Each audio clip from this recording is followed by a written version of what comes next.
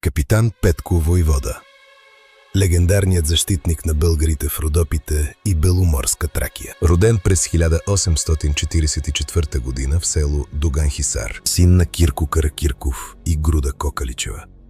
Израства в бедно семейство с 8 деца. На 17 години губи брат си.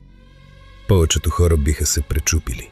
Той избира друго. Той не се предава, а избира пътя на борбата. Поема по път, който ще го превърне в легенда. Едва на 17 години става хайдутин. Запознава се с Джузепе Гарибалди и приема неговите идеи за свобода. По-късно участва в Критското въстание.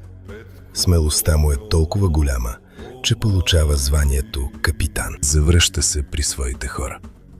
И години наред защитава българите в Родопите и Беломорска Тракия. За едни е войвода, за други – спасител. Но за България той остава символ на чест, смелост и свобода. Той остава не просто закрилник на Тракия, а вечният щит на българската свобода. Защото името на Петко Войвода не е просто минало. То е вечен закон за чест и родолюбие. За да не забравим героите на България, последвайте ни.